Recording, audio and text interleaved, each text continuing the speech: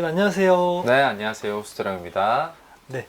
자, 선생님 오늘은 인물점사 한번 준비했는데요. 네. 사주 말씀드리겠습니다. 네.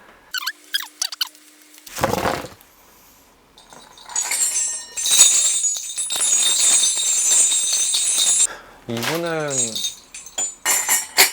부모 복도 워낙 좋고 조상에서 돕는 사람이라고 보여져요. 이분 자체가 어떻게 보면 타고나기를 이름이 많이 알려져야 되는 팔자이기도 하고, 네. 몸을 쓰는 직업, 연예인, 운동선수, 뭐 댄서 이런 쪽으로 빠질 수 있는 분으로 보이거든요. 팔자 자체에 어떻게 보면 몸을 많이 움직이는 역마의 기운이 굉장히 강하게 들고, 이분 자체가 제가 느꼈을 때는 수가 빠르다고 하죠. 우리가 네. 계산이 빠르고 전략적으로 뭔가를 할 줄 아는 사람이라고도 보여지는데, 그게 부모님의 영향이 크다라고 보여지거든요. 특히나 아버지 자에서 이분에게 영향을 좀 크게 줬다라고 보여지고, 아버지 자 또한 아직까지도 이분과 단단하게 좀 유대 관계가 형성이 돼 있는 느낌이 많이 들어요.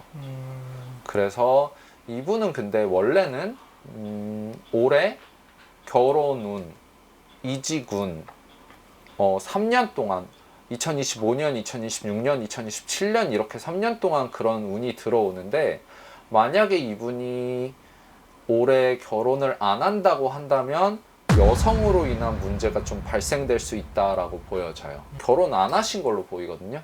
결혼 아직 안 했습니다. 결혼을 안 하게 되면은 그게 구설로 좀 터질 수가 있다라고도 보여지고, 이분은 원래대로라면 올해 뭔가 변화가 있고 변동이 있어야 되는 시기예요. 근데 그런 것들이 확 안 되다 보니까 그게 좀 구설이나 망신으로 터질 수가 있다라고 보여져요. 이분 선생님께서도 이름 들으면 금방 아실 법한 그런 유명한 사람입니다. 운동선수예요? 네, 맞습니다. 손흥민. 맞아요. 제가 사실 뭐 축구 선수들한테 그렇게 관심이 있는 편은 아닌데 그냥 이렇게 얼굴이 좀 떠오르긴 했었어요. 말씀하시는데 네. 원래는 이분이 올해 여자로 인한 어떤 일들이 좀 터지는 운이긴 하거든요. 이성으로 인한. 네네네. 근데 제가 봤을 때는 이런 거를 말을 해도 되나? 그 여자분한테서 방울부채가 보여요. 그 여자분이 무당이에요, 혹시? 아닙니다.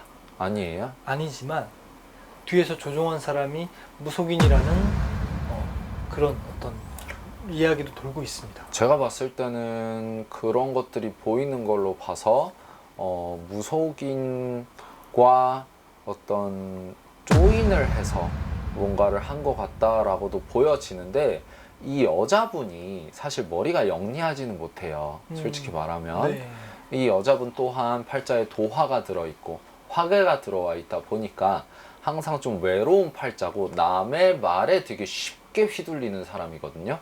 주변 사람들의 입김이 좀 있었을 것 같다라고도 보여지고, 무당과 뭐 주변의 친구들이라든지 이런 분들의 입김으로 인해서 이분이 본인 의지가 아닌 채로 움직였다라고 보여지는 부분들은 있어요. 좋게 얘기하면 단순한 거고 안 좋게 얘기하면 멍청한 거예요. 본인의 주관이 뚜렷하지 않다 보니까 주변에서 이렇게 저렇게 라고 얘기를 했을 때 그거를 곧이곧대로 그냥 받아들이는 사람이라고 보여지네요.